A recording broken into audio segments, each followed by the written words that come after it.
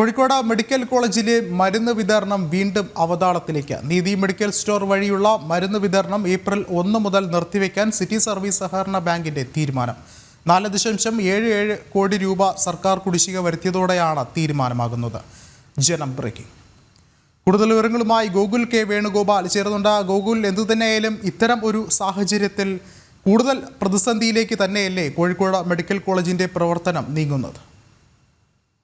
വിഷ്ണു, ഈ കഴിഞ്ഞ മെയ് മാസം മുതലുള്ള കുടിശ്ശികയാണ് 4.77 കോടി രൂപ കോഴിക്കോട് മെഡിക്കൽ കോളേജിൽ നിന്ന് സിറ്റി സർവീസ് സഹകരണ ബാങ്കിന് ലഭിക്കാനുള്ളത്.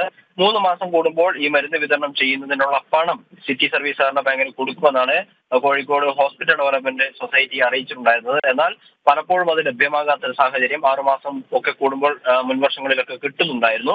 എന്നാൽ ഇപ്പോൾ 1 വർഷത്തോളമായിട്ട് പണം ലഭിക്കാത്ത സാഹചര്യമാണുള്ളത്. അതിന്റെ അടിസ്ഥാനത്തിലാണ് ഏപ്രിൽ 1 മുതൽ ഈ മരുന്ന് വിതരണം നിർത്തിവെക്കാൻ വേണ്ടിയിട്ട് ഈ സിറ്റി സഹകരണ ബാങ്ക് തീരുമാനിച്ചിട്ടുള്ളത്. ഈ സർക്കാരിന്റെ വിവിധ പദ്ധതികൾ, കാസ് പോലെയുള്ള പദ്ധതികൾ നീതി മെഡിക്കൽ സ്റ്റോറുകൾ വഴി വിതരണം ചെയ്യുന്നതിനാണ് സിറ്റി സഹകരണ ബാങ്ക് കോഴിക്കോട് ഹോസ്പിറ്റൽ ഡെവലപ്മെന്റ് സൊസൈറ്റിയുമായിട്ട് കരാറിൽ ആയിട്ടുള്ളത്.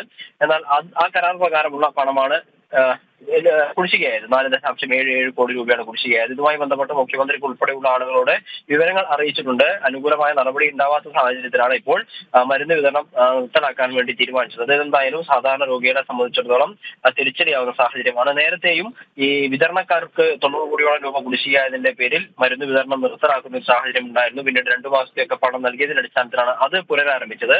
എന്നാൽ ഇപ്പോൾ വിതരണക്കാർ മരുന്ന് വിതരണം ആരംഭിച്ച സാഹചര്യത്തിൽ ഈ സിറ്റി സർവീസ് സഹകരണ ബാങ്ക് നീതി മെഡിക്കൽ സ്റ്റോർ വഴിയുള്ള മരുന്ന് വിതരണം നിർത്തലാക്കാൻ പോവുകയാണ്. ഒരു പ്രശ്നം അവസാനിക്കുമ്പോൾ അല്ലെങ്കിൽ താൽക്കാലികമായ ഒരു പ്രശ്ന പരിഹാരം കണ്ടെത്തുമ്പോൾ മറ്റൊരു പ്രശ്നം കോഴിക്കോട് മെഡിക്കൽ കോളേജ് ആശുപത്രിയിൽ ഉയർന്നു വരികയാണ്. അതെന്തായാലും സാധാരണക്കാരായ രോഗികൾക്ക് തിരിച്ചടിയാകുമെന്ന കാര്യത്തിൽ സംശയമില്ല. വിഷ്ണു, ശരി, ഗോകുലാണ് വിവരങ്ങൾ നൽകിയത്.